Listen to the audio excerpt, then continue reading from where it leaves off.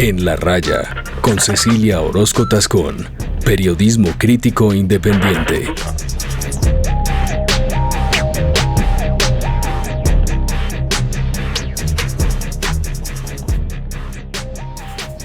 Hola, soy Cecilia Orozco. Bienvenidos al podcast de la revista Raya.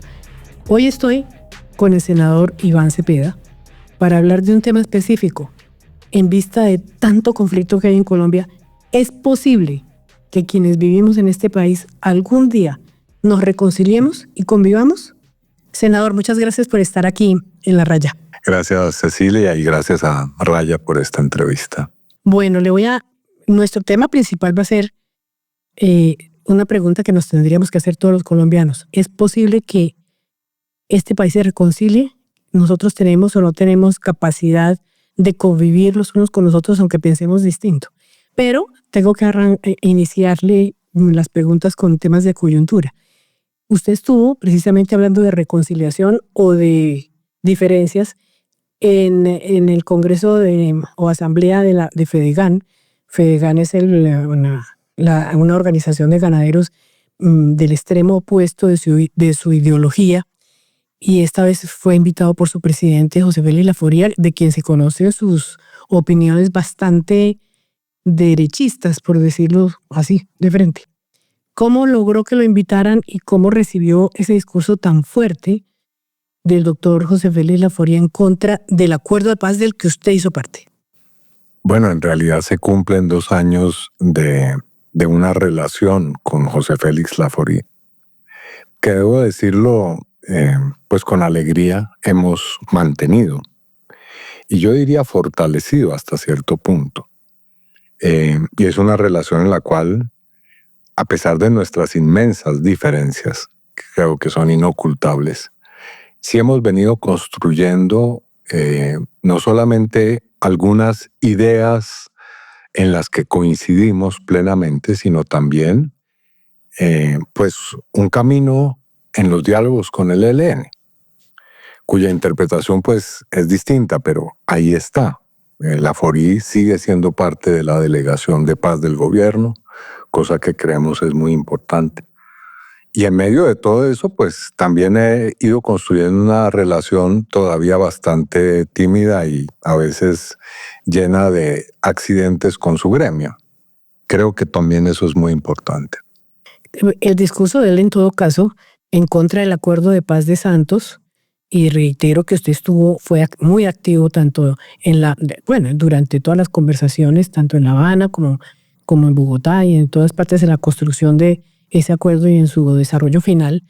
Él fue muy, muy fuerte y me parece que incluso ofensivo con el gobierno Santos y con el presidente Santos. ¿Cómo recibió usted? ¿Lo recibió personalmente mientras usted lo escuchaba? Porque usted fue parte, reitero, de eso. Escuchemos a José Félix Laforía. Porque hoy sufrimos las consecuencias de ese acuerdo sellado con un golpe tramposo y sin precedentes a la democracia. No había traído a este Congreso una historia que dividió el país. Pero este país, ciego y además olvidadizo, todavía le hace falsas celebraciones al acuerdo que prometió verdad y la contó a su conveniencia. Prometió justicia y consagró la impunidad. Prometió reparación y abandonó a las víctimas. Prometió paz y multiplicó la violencia. Continuemos. No, yo creo que hemos aprendido a escucharnos en medio de las más difíciles discusiones. Eso es cierto. Él sigue teniendo una posición muy crítica, yo diría en algunos casos abiertamente hostil a ese acuerdo, pero la realidad también es que en octubre de 2022, casi que recién posesionado el presidente Petro, él suscribió un acuerdo con el gobierno que era precisamente para la implementación del primer punto del acuerdo de 2016. Ahí lo dice claramente. Es más, el título, si no que se relaciona con tierras. Exactamente. El título es Acuerdo para el cumplimiento e implementación de la reforma rural contenida en el Acuerdo Final de Paz de 2016. Es decir, implícitamente o explícitamente fue un reconocimiento del acuerdo de paz.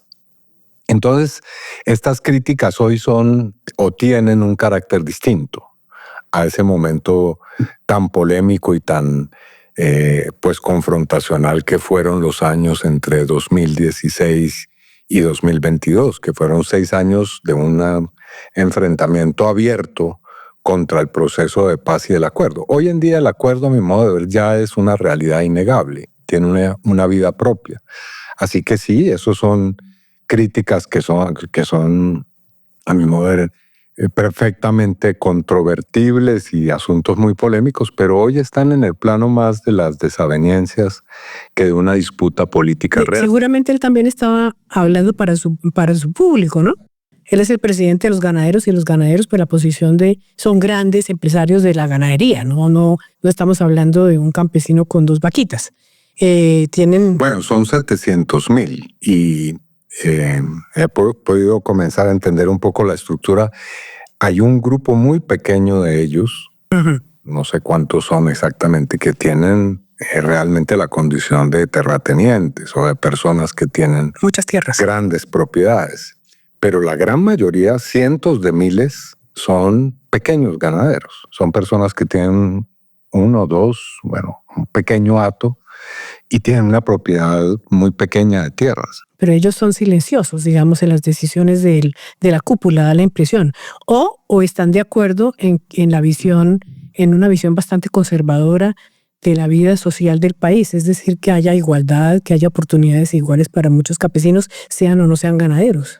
Bueno, el núcleo duro de esa federación tiene una concepción y tiene unas visiones, claro está, que ha hecho públicas, no me las invento yo. La base, quién sabe, habría que explorar más, pero la realidad es que esa es una federación, es un gremio fuerte que tiene un lugar y un peso. Y en todo caso tiene que tener no solamente económico, sino también político. Sí, hay que tenerlo en cuenta, es un sector hay que del dialogar país. con él, exactamente. Bien, para no quedarnos en la relación con José Félix Laforie, es que me llama de todas maneras la atención y me parece un poco osado el presidente Petro en principio cuando lo invitó a ser parte de los intentos de paz que está haciendo el actual gobierno, porque José Félix Laforie pues se reconocía más que opositor, casi como un enemigo, ¿no?, de Petro. ¿Usted cree que eso ha funcionado de alguna manera pese a las críticas que Laforie siempre tiene con el gobierno, las distancias y todas las críticas a las negociaciones con el ELN que hace parte de usted también? Yo le otorgo a eso una importancia significativa porque es un ejercicio democrático. Hasta dónde ha sido eficaz podemos discutirlo, pero el solo hecho de tener que ponernos de acuerdo, es decir, nuestra delegación, cuando está hablando con el ELN, tiene que hacer un ejercicio que a veces pasa desapercibido, pero lo primero es ponernos de acuerdo entre nosotros. Por supuesto. ¿No? Y manejar unas instrucciones presidenciales. Entonces ese es un ejercicio formidable. Ahora, ese ejercicio implica tener la tolerancia de permitir y de incluso ser receptivos a que Laforie exprese las opiniones que no son de él exclusivamente, sino que son del sector político y empresarial que él representa o gremial que él representa, y también del expresidente Álvaro Uribe, sin duda. Y de la senadora Cabal.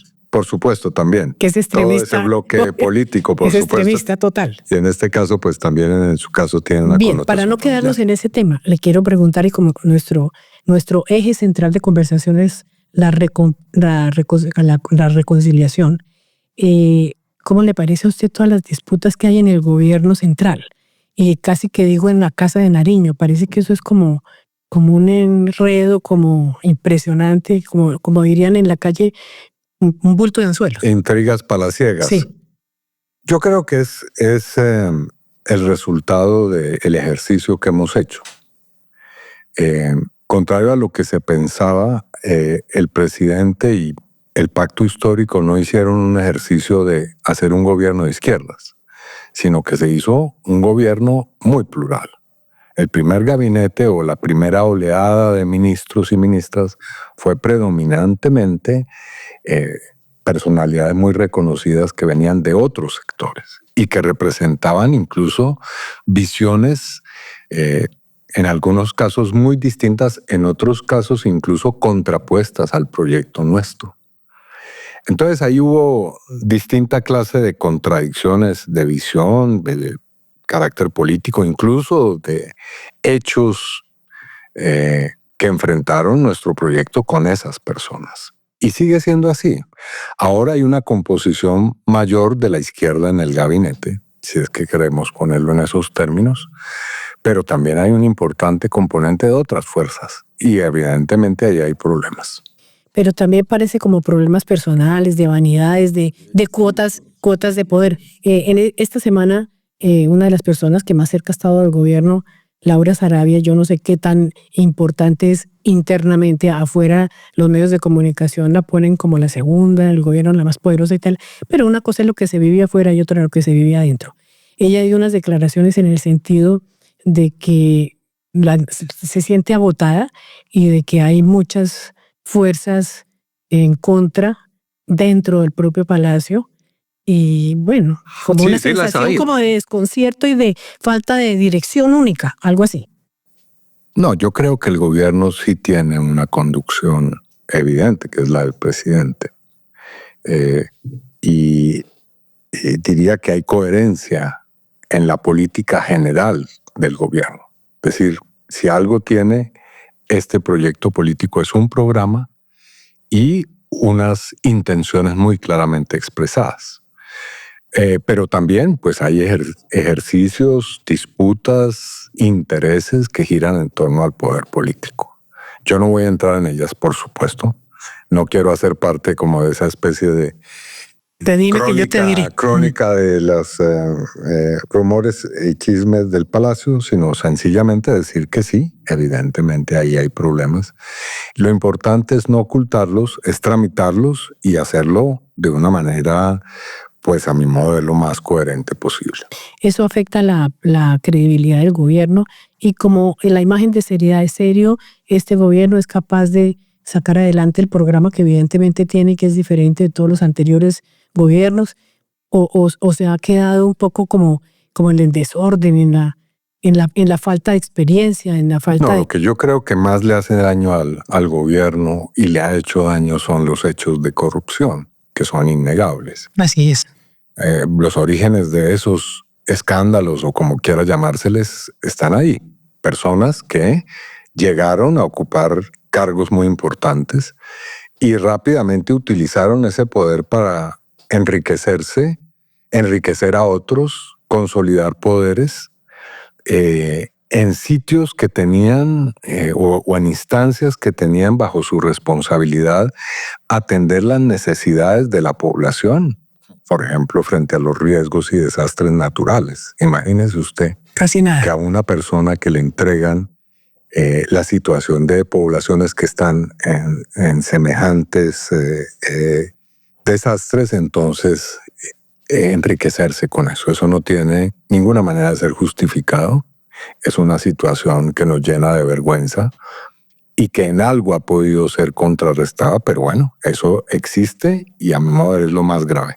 Lo otro son, digamos, otra clase de asuntos, no menos serios. Bueno, la desorganización, la improvisación en asuntos, innegable también. Pero dicho eso, también están las conquistas, lo que hemos avanzado y lo que hemos puesto ahí. ¿Cómo qué, por ejemplo? Yo creo que hay muchas de esas realizaciones que son importantes. Yo creo que ha quedado planteado ante el país una base sobre las reformas sociales que es innegable. Creo que ese debate se ha vuelto el debate político y económico tal vez más importante en estos años.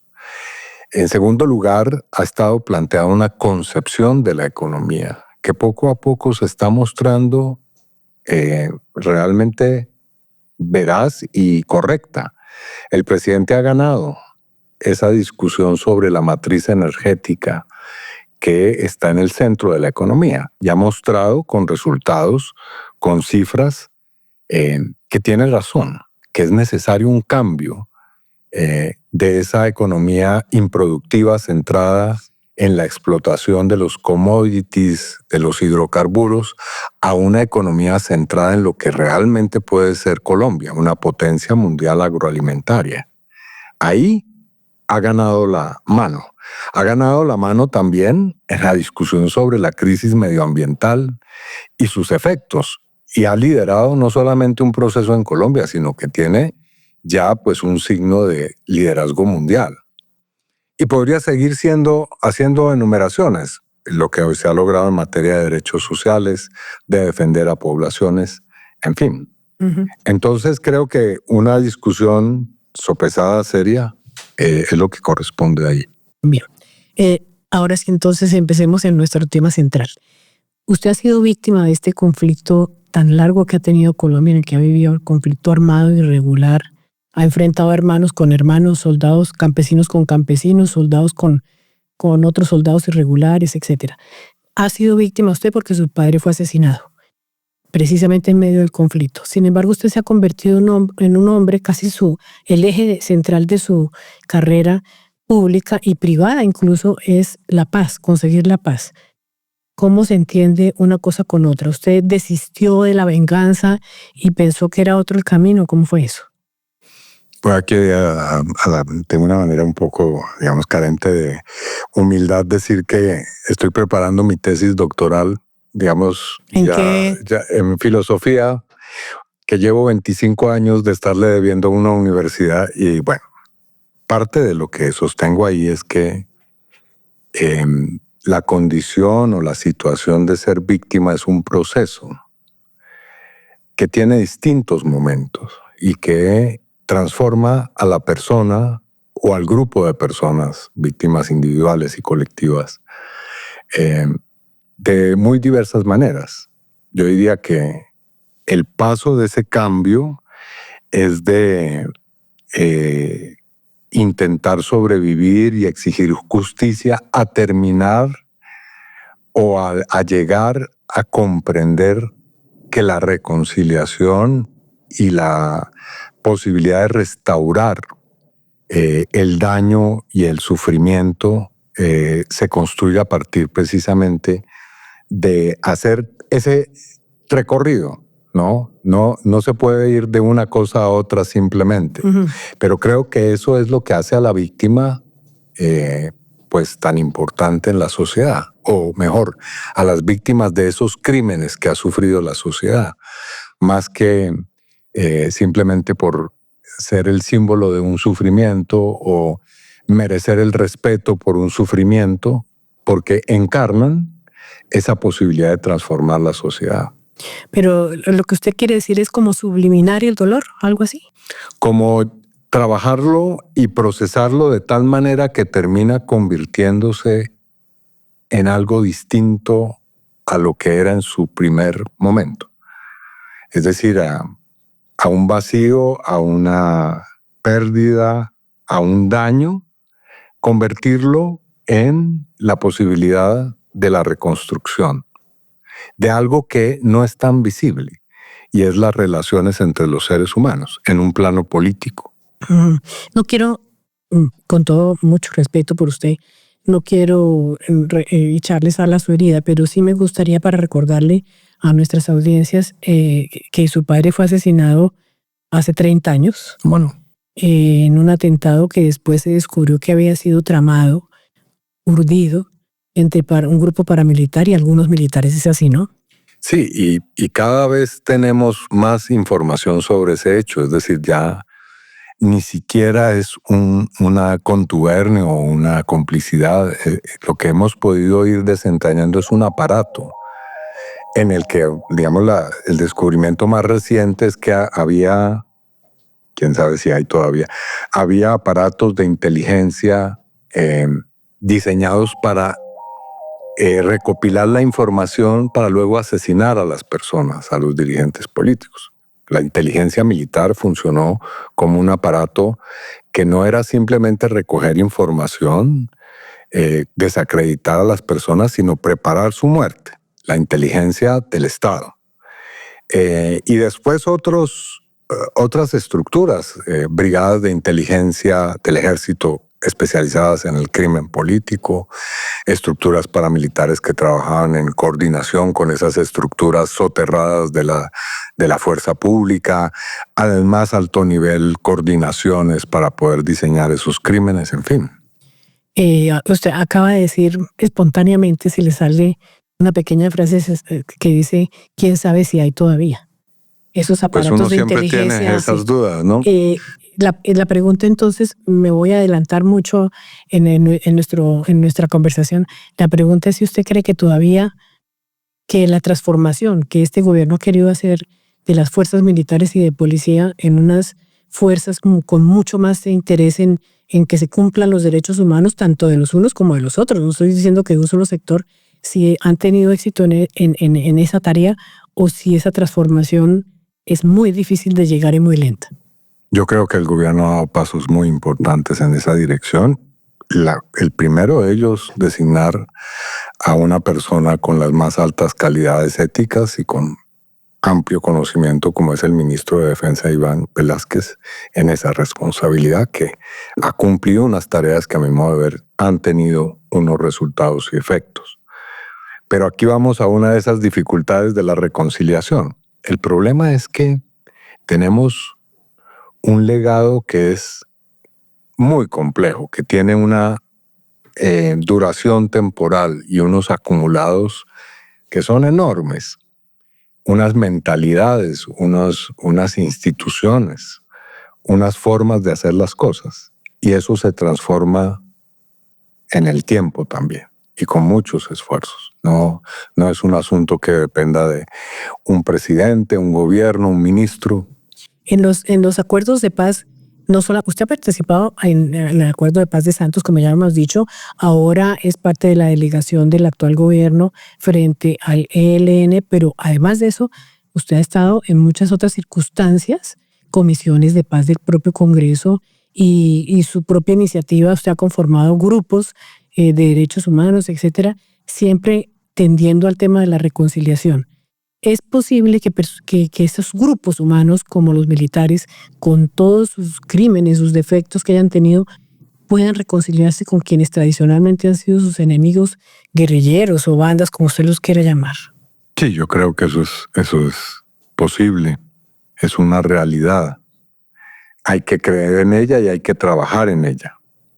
De todos los lados, fuerzas militares, organizaciones paramilitares, organizaciones guerrilleras, incluso en estructuras del crimen, lo que se llama el crimen organizado, y con mayor razón en las estructuras de poder político, económico, comunicacional en la sociedad. La reconciliación yo creo que es posible. ¿En qué condiciones podemos conversarlo? Pero sí creo que es posible esa transformación interior. El padre Francisco de Roa en algún momento hablaba de un concepto griego que se llama la metanoia, es decir, el cambio de conciencia en las personas para pasar de ese estadio de negación o de justificación de lo que han hecho a una conciencia del daño que han causado y de la posibilidad de pasar al otro lado, y es a construir otra realidad. Lo mismo en los grupos guerrilleros. Por ejemplo, las FARC, que cometieron grandes crímenes, hay que reconocerlo. Sin duda. Y que le han faltado crímenes de guerra, inclusive, y violaciones de derechos humanos enormes. También tienen que reconocer que... En esos sectores, fíjese, Cecilia, sí se ha producido eso. Uno ve una serie de personas que han pasado por las organizaciones armadas, sean institucionales y estatales, o sea, de los grupos armados, que han hecho ese ejercicio. Donde no se ha visto eso, lo que falta ahí es que los grandes líderes políticos, los responsables de los poderes fácticos en este país, hagan ese ejercicio. Ahí es donde está el vacío, no en ese otro lugar. Porque yo he escuchado y he visto y he constatado ese proceso en muchas personas que han trabajado en las fuerzas militares, en las organizaciones guerrilleras. Comparto pues relaciones con muchos de ellos de manera directa. Pero cuando usted dice los grandes líderes políticos, son los civiles que estaban por encima de los militares y les dictaban órdenes, llegaban seguramente algunas... No hemos visto todavía a ninguno de esos grandes líderes pedir sinceramente, perdón, reconocer sus faltas y hacer un propósito de enmienda que lleve precisamente al país a un estadio distinto. Ahí hay un problema de la reconciliación. Es que la reconciliación se entiende como de gente que ha tenido responsabilidades, pero no las fundamentales. Falta todavía eso. A veces el gran poder, digamos, ¿no? Exactamente. Bueno, le voy a preguntar sobre temas específicos como el acuerdo más primero que hubo en Colombia, que fue el del M-19, hace también unos 30 años, y posteriormente los otros acuerdos en los que usted ha participado. Pero primero vamos a hacer una pausa. Vamos a escuchar precisamente una historia que construye paz, patrocinada por la Agencia de Reincorporación y Normalización ARN, y que patrocina también este programa. Ya volvemos. Gracias. Agencia para la Reincorporación y la Normalización, ARN y Revista Raya. Historias que construyen paz.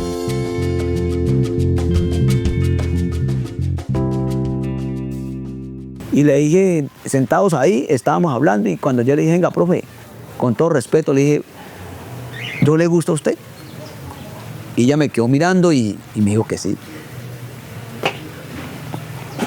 Pues entonces yo vine pues, asombrado también, porque me asombré, y pues le dije, no, pues profe, pues la verdad, para mí también me gusta usted, profe.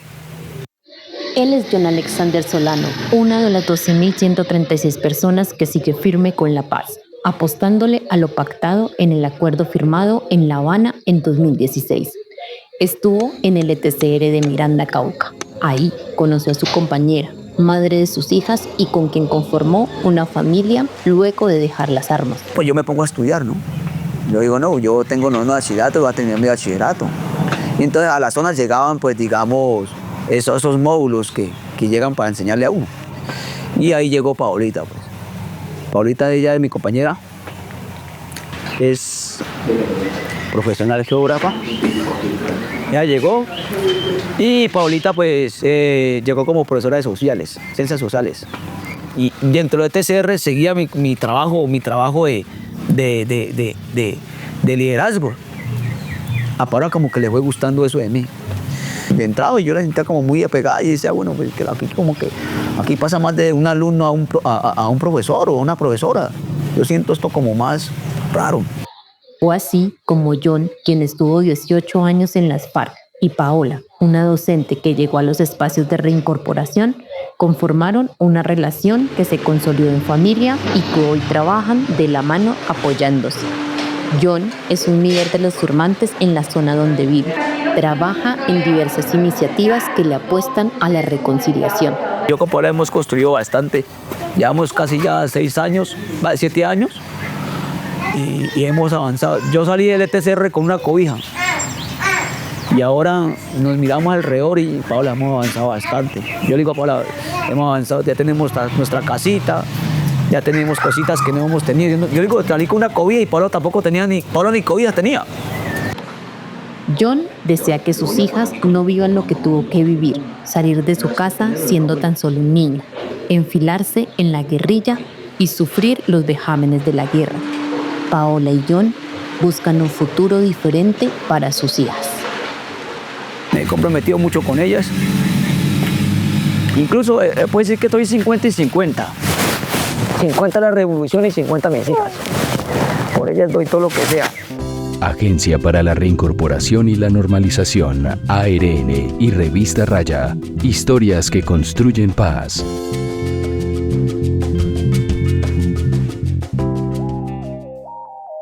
Bueno, senador, como decía antes, el primer acuerdo de paz de nuestro, aunque desde que me conozco y conozco la historia, siempre Colombia habla de acuerdos de paz. Lo que pasa es que nunca los cumple. O nunca terminan bien, salvo, a mi juicio, el de las FARC, que definitivamente desmovilizó a 30.000 personas, más o menos.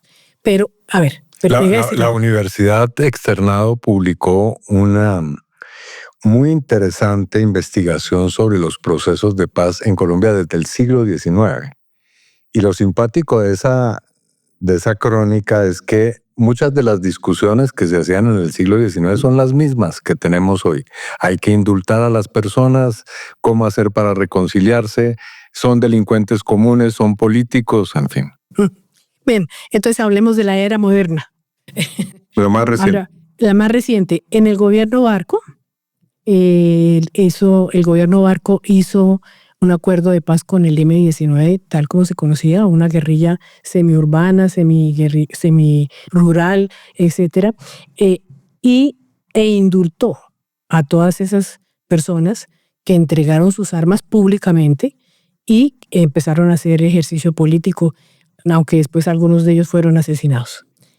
Hoy, curiosamente, como existe un presidente que viene de esa orilla, también se reintegró e hizo su ejercicio político durante 30 años, sin embargo, pareciera no reconocérselo porque no lo admiten. Y un insulto para el actual presidente es decirle guerrillero. Todavía estamos tramitando un acuerdo de hace 30 años. ¿Cómo explica usted eso? Sí, yo he tenido la oportunidad de comparar procesos políticos y procesos de paz. Y yo diría que salimos no tan mal librados comparándonos con otros países, España, norte de Irlanda, Argentina. Aquí ha habido algunos elementos que nos han permitido avanzar un poco yo diría un poco, no que esté resuelto el problema, pero avanzar un poco en materia de reconciliación y de reconstrucción. Acabo de estar en Belfast, y en Belfast, que es la capital del norte de Irlanda, a las 7 de la noche se cierran las puertas que dividen, que están en un muro que divide los sitios donde están las poblaciones adversas, los católicos y los protestantes, los independentistas y los partidarios del Imperio Británico. A las 7 de la noche la persona no debe estar en un lugar de la ciudad donde puede ser eventualmente objeto de algún tipo de maltrato o agresión. Pero eso es como una segregación. Del acuerdo de Viernes Santo, sí, y la persistencia del problema, de los odios, las venganzas, las disputas que hay, que adquirieron esa forma tan difícil como la que fue allá en Irlanda del Norte. Entonces, uno ve que hoy tenemos un presidente en Colombia que es hijo de un proceso de paz. Creo que eso es ejemplar. Y quienes han sido sus enemigos y sus detractores, incluso sus oponentes, así debieran valorarlo. Pero precisamente volvemos a que muchos de ellos se han erigido como en una especie de, o creen ser unos referentes morales, tener superioridad moral, cuando han participado igualmente de ese conflicto armado y tienen responsabilidades que en el caso de ellos no son reconocidas. Pero en todo caso, bueno, con todas las cosas negativas que hay que apuntar sobre Colombia, no se pueden ocultar en las realidades, pues también hay que reconocer que la democracia dio para que un exguerrillero fuera presidente de la República. ¿Usted cree posible que eso ocurriera en este país? No, para ser franco, no estaba en mis cálculos. Pero yo creo que parte de lo que he intentado hacer es creer en esas posibilidades, ¿no? No tanto en ese resultado particular, pero yo he creído en la institucionalidad de la justicia, he creído en ciertos mecanismos y procedimientos del Estado de Derecho y parte de mi experiencia política ha sido hecha en torno a eso, a creer y a perseverar en esos mecanismos. Que tienen límites, que permiten cambios limitados, sí, pero que creo que hacen parte de la transformación que necesitamos. Esa es la parte positiva. La negativa es que la oposición al actual gobierno y al actual presidente ha sido, por calificarla personalmente, no es una calificación oficial de nadie mía, ha sido una oposición feroz. Todos los gobiernos tienen oposiciones y todas son muy fuertes, pero con este gobierno ha sido particularmente dura, muy ofensiva personalmente, Sí, sin ¿no? duda. En lugar de tener argumentos Y sucia, políticos, en algún... muy ofensiva. Y es precisamente porque lo aceptaron como presidente, es decir, aceptaron las elecciones y quién las ganó, pero después no lo han aceptado como gobernante, en el sentido de que suena como una cosa no solamente clasista, sino un rechazo, porque viene de otro lado distinto de la sociedad, no del tradicional. Ese es parte del asunto, pero yo también creo que obedece a las ideas que tiene. Digamos, aquí el problema es que si Gustavo Petro fuera un exguerrillero, persona que proviene de un, digamos, cierto sector social, pero fuera absolutamente dúctil y obsecuente con todo lo que ha creado este establecimiento político, seguramente lo tratarían de una manera muchísimo más indulgente y probablemente lo hubieran elevado a ser parte de ese establecimiento, como ha ocurrido con otras personas, hay que decirlo, que también se han levantado en armas o han tenido una posición crítica o de oposición política al gobierno. Han sido incorporados de alguna manera y recibidos con beneplácito. El problema es que Petro representa unas ideas y unos planteamientos que ha intentado llevar a la práctica que no les gusta y no acepta cierto sector del establecimiento político, que es refractario al cambio realmente. Uh-huh. O sea, es intolerancia. Sí, y además de eso es una imposibilidad de pensar el país De otra manera. y la realidad de otra manera, sí. Bueno, de todas maneras, el derecho a la oposición no existe, no es que no se pueda criticar. Y que sea, digamos, que eso sea un hecho que no tenga solución. No, yo no creo eso. Bien, pero entonces hay un tercer aspecto que uno tiene que mirar en ese sentido y es la agitación con símbolos del M-19 actual que nacen en parte por iniciativa del propio presidente. Si no fueran del presidente, no serían del gobierno también, como el Ministerio de Cultura y otras cosas. Los símbolos del sacar la bandera del M-19, el sombrero de Carlos Pizarro, ponerlo como símbolo cultural, etcétera, etcétera, y traer de vez en cuando como esa simbología. ¿No le parece a usted que hace daño porque trae como dolores también en la mitad, o cree que tiene derecho político a hacerlo? Yo creo que tiene derecho político a hacerlo. Lo que no tendría derecho a hacer es a reivindicar aquellas acciones que uno podría censurar de ese levantamiento armado. Pero esa es una tradición que efectivamente ha sido o ha entrado a la democracia de este país. El M-19 se transformó de una organización insurgente, ilegal y rebelde en términos de ejercer el levantamiento armado a una organización política, legal, que tiene unos símbolos y tiene un discurso y tiene una manera de ver la realidad. Y puede ser que evidentemente desagrade, choque o suscite profundo odio en muchos sectores, eso es comprensible, pero tiene derecho, por supuesto, a ser parte de la realidad política. Creo que eso lo ha reconocido el electorado, además, como parte del triunfo del pacto histórico. Bien, ahora pasemos al acuerdo del que usted hizo parte, el acuerdo de paz con las FARC. Para muchos, bueno, si todavía estamos discutiendo del M-19, imagínese este que viene apenas hace 8 años. Este acuerdo sí que ha despertado rencores, odios y muchos resentimientos, incluso entre la misma clase política. Al propio presidente Santos, expresidente Santos, lo han casi que segregado también de su propia clase social por haber intentado el acuerdo y por haberlo logrado, que en otras partes del mundo, hay que decirlo, es muy admirado. Para usted, ¿este acuerdo con las FARC ha sido exitoso o ha sido un fracaso?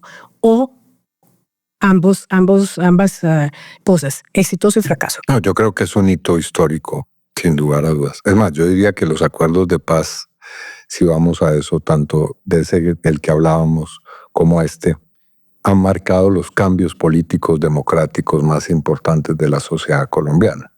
Por eso, cuando se pone en duda si vale la pena hablar en una mesa con el ELN o con cualquier otra organización, a mi modo de ver es una pregunta absolutamente pues absurda y muy conservadora, porque la paz, con todas las dificultades, discusiones, incluso la polarización que puede llegar a generar, implica un cambio en la sociedad, implica esto que estamos hablando, avanzar en la reconciliación, en la reconstrucción de lo que se ha perdido. ¿Qué es lo peor que ha causado la violencia en el seno de la sociedad colombiana? Pues esta división enorme, esta grieta, esta fisura que divide a la gente de esta manera. Y superar eso se logra a través de los procesos y de los acuerdos de paz. Entonces, este en particular, que tiene muchos defectos, sin duda, muchos problemas, muchos incumplimientos, ha sido un proceso que ha cambiado a la sociedad colombiana. Pero, digamos... Pero de manera imperceptible, ¿o qué? ¿La ha cambiado cómo? En algunos casos sí, pero en otros de una manera evidente. Bueno, tener un presidente guerrillero hoy es parte de un proceso de paz. Algunos creen que fue el estallido social solamente, o que fue que se pudo engañar hábilmente a la población. No, el proceso de paz significó el reconocernos como una sociedad en la cual ese sector o estos sectores que representamos algunos, también tenemos derecho a ejercer no solamente la política como oposición, sino como gobierno. Sin embargo, pues insisto en que hay una gran parte de la sociedad, casi la mitad, que no aceptó el acuerdo y que lo considera ilegítimo por el resultado, así fuera pequeñísimo, en el plebiscito, de los que decían no al acuerdo y los que decían sí. De todas maneras, hay una legitimación no solamente nacional, sino internacional con el otro sector. ¿Cómo solucionar esa diferencia de nunca acabar? Porque ya no tiene remedio. Yo creo que a estas alturas ya el acuerdo de paz es un hecho irreversible. Bueno, siempre pueden ocurrir cosas terribles y catastróficas, pero es ya hoy una realidad que tiene una consistencia institucional, jurídica, legal, constitucional, que ya se ha hecho parte de la vida de los colombianos. Ahora, dicho eso, el correctivo para que no sea tan traumático son cosas como la que hemos intentado hacer ahora, y es traer a la oposición a ser parte de quienes negocian o negociamos el acuerdo. Estamos hablando ya del gobierno actual. Sí, exactamente. Creo que el presidente entendió y el gobierno que era necesario incorporar a la oposición en el proceso de negociación. Que es la explicación de que José Félix Laforí esté. Exactamente. Y también en otras mesas hay delegados, personas que son parte de ese sector político, ¿no? Por ejemplo, en el equipo de diálogos de las disidencias también hay personas que representan al uribismo o a ese sector político, por decirlo de alguna manera. Ahora, ¿esa es la solución última, la panacea? No, no lo es. Eso requiere muchos esfuerzos, pero parte de ellos son precisamente en esta dirección. Y esto nos trae al otro acuerdo en el que usted está, y es en el del actual gobierno, en negociaciones, intento de acuerdo por lo menos, negociaciones con el ELN, que es un grupo supremamente difícil de comprender, de entender y de interpretar. ¿Usted cree que ese acuerdo, ese proceso, esa negociación, esas conversaciones van para algún lado? Definitivamente está cerrada la puerta. Yo creo firmemente en ellas. Creo que son perfectamente viables y posibles. Y creo que se ha construido una especie de mito también en torno al ELN. Con esto no quiero ni justificar ni de alguna manera hacer una apología de lo que dicen, piensan, hacen los integrantes de ese grupo, pero creo que tienen un planteamiento. Y hay que escucharlo, y hay que entenderlo, y hay que trabajar en él. Ahora, aquí se quiere que todo sea rapidito, express. No se puede así. No se puede acabar conflictos de décadas en cuestión de pocos años. Se dice que son 30 años de diálogo. Bueno, de diálogo eficaz tal vez no tantos, pero sí es necesario invertir mucho tiempo y mucho esfuerzo para que podamos deshacer lo que tan difícilmente ya está ahí, que es pues son generaciones. El ELN no es un grupo, no es una pequeña organización, es una estructura que tiene personas que incluso generacionalmente vienen de una tradición.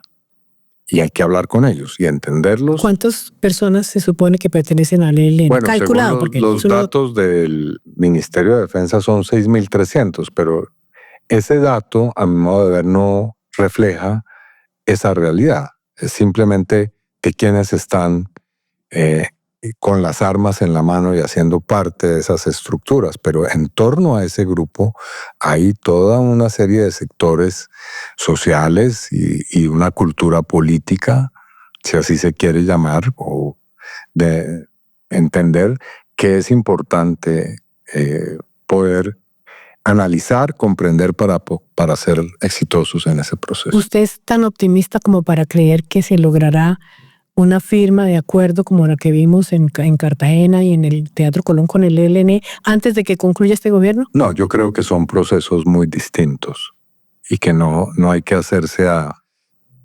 ese tipo de modelos. El ELN tiene una visión distinta a la que tuvo las FARC en su momento. No quiere ese paso automático del conflicto a la paz. Quiere un proceso como el que se ha hecho en otras partes, hasta donde yo he podido dialogar con ellos, que sea más transicional, que tenga distintas etapas. Bueno, hay que escuchar ese planteamiento, ver si es posible y de acuerdo con eso proceder. Entonces, ahora en los medios se dice, ya dijeron que no iban a firmar el acuerdo de paz con este gobierno. Bueno, pues puede ser, yo invitaría a que se haga la pregunta si ellos tienen en mente un tipo de acuerdo como el que se hizo en el gobierno del expresidente Santos. Y la respuesta es no, aquí hay otro modelo. Pero además el gobierno actual ha sido tan, no sé si el término es optimista o tan garoso, no, en el sentido de que habla de paz total con todos los grupos, y ahí no incluye solamente los guerrilleros, sino que incluye organizaciones criminales como el Clan del Golfo, que es un sucesor del paramilitarismo fuerte y que viene cometiendo crímenes y tomando espacios territoriales importantes en el país. ¿Usted cree que eso es una simple ilusión o hay posibilidades de que se logre? Yo diría que más allá de esa pregunta pragmática, que es válida, por supuesto uno no hace algo para simplemente teorizarlo o no, pero sí es necesario. La pregunta que yo hago a los críticos de ese planteamiento es esta. ¿Cómo se piensa que se puede desactivar hoy en los territorios ese problema? Cuando tenemos en algunos de ellos a 4 o más organizaciones enfrentadas. ¿Es posible convencer a un grupo o hacer un camino con un grupo por aparte y dejar lo otro tal cual? Subsisten nosotros en el territorio. ¿Sí? Colombia ha llegado a un momento en el cual tiene que hacerse preguntas de esa naturaleza. Ahora, el problema es que eso no se resuelve con un gobierno que tiene 4 años y que tiene un grupo de funcionarios dedicado a eso. Este es un problema que tiene hoy una dimensión muy distinta y que requiere un acuerdo, como lo ha hecho el presidente, de carácter nacional. Por ejemplo, ¿frente a qué? El problema de la proliferación de grupos hoy atañe, entre otras cosas, a que el narcotráfico ha dejado de ser una economía transnacional simplemente y se ha convertido en una economía global. Y eso tiene un impacto, sin lugar a dudas, en las estructuras que giran en torno a esa economía y requiere, pues obviamente, plantearse los problemas de fondo. Bueno, el gobierno se enfrenta, pese a todas sus buenas intenciones o regulares, como las quieran calificar los demás, se enfrenta a un fraccionamiento, que es lo que usted está más o menos indicando, de los grupos armados. No solamente guerrilleros, que también se han fraccionado entre sí. Acabamos de ver que el grupo ya fraccionado de las FARC, de Iván Márquez, vuelve y se fracciona con otro segundo grupo que quiere seguir hablando mientras Iván Márquez no, etc. Se escuchan además disidencias de disidencias y grupos armados, simplemente narcotraficantes, también están floreciendo en los territorios. ¿Esa es una realidad para usted, que es un hombre que está permanentemente enterado del tema de la seguridad Yo nacional? creo que eso es un peligro real. Y creo que debemos tomar en serio que no terminemos con una política de paz o de conflicto, o una política de guerra que vaya por el camino de atomizar la realidad. Es decir, lo hemos dicho con claridad, es muy importante territorializar los esfuerzos de paz, porque hay territorios que tienen realidades distintas en Colombia y distintos actores, pero no podemos llegar a una especie de balcanización de la política de paz. Y creo que eso es importante tenerlo en cuenta, no solamente para intentar evitar que esa sea la tendencia predominante, sino mejor, evitar cualquier circunstancia que permita que eso tenga lugar.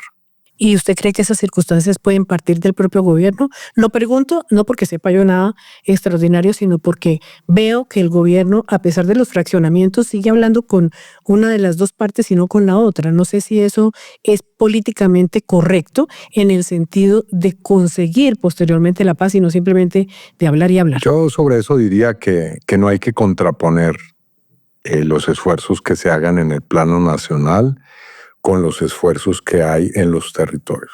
Es una mala idea y una mala fórmula pensar que es mejor el federalismo que el centralismo para volver a una vieja discusión en Colombia, que tiene muchas formas de haberse planteado. Entonces, creo que es necesario que los esfuerzos sean muy complementarios y, en lo posible, lo más coordinados para que se pueda lograr éxito. Porque sería terrible que al final la paz total que buscaba el presidente Petro y el gobierno terminara es en el fraccionamiento total de pequeñas bandas, sí, una controlando paz fractal, por decirlo de alguna manera. De acuerdo. Donde se realiza una reunión entre miembros del gobierno nacional y representantes de la guerrilla Comuneros del Sur, independiente del ELN, que avanza en un proceso de paz con el gobierno. Las delegaciones del Gobierno Nacional y la Coordinadora Nacional del Ejército Bolivariano, disidencia de la Segunda Marquetalia de Iván Márquez, ofrecieron el primer pronunciamiento conjunto sobre la nueva mesa de paz. Ahora, con todo este panorama que hemos hablado, senador, ya a punto de terminar nuestra entrevista, usted sinceramente, usted que ha conocido, que es estudioso del tema, pero no solamente estudioso, sino activista de la paz, ¿es posible que los colombianos nos reconciliemos alguna vez? Y no estoy hablando solamente de estructuras armadas, también estoy hablando del vecino, estoy hablando de los partidos políticos, de las discusiones en el Congreso que se han degradado terriblemente y de las enemistades profundas que se están gestando desde arriba hacia abajo. Pues uno encuentra que en la sociedad colombiana hay ejemplos de solidaridad, de trabajo colectivo, de capacidad de entender a los otros, que son francamente muy destacables, ¿no? Uno lo ve en ciertos momentos, en ciertos campos. Así que no creo que haya una razón ontológica o, digamos, esencial para pensar que eso no sea posible. Creo todo lo contrario, que podemos hacerlo y cuando lo logremos vamos a ser una sociedad enormemente poderosa en sus expresiones diversas y plurales. Para concluir, como yo soy pesimista, no por naturaleza, no tan optimista como usted, deme una razón para que yo salga de esta cita con usted diciendo sí es posible la reconciliación, la convivencia entre los colombianos. Una razón. Yo diría que siempre hay que ver lo mejor de lo que somos y ahí hay una fuente enorme de esperanza y de fuerza. Muchas gracias. Bueno, gracias, Cecilia. En la Raya con Cecilia Orozco, un podcast de Revista Raya. Cada semana, un nuevo capítulo.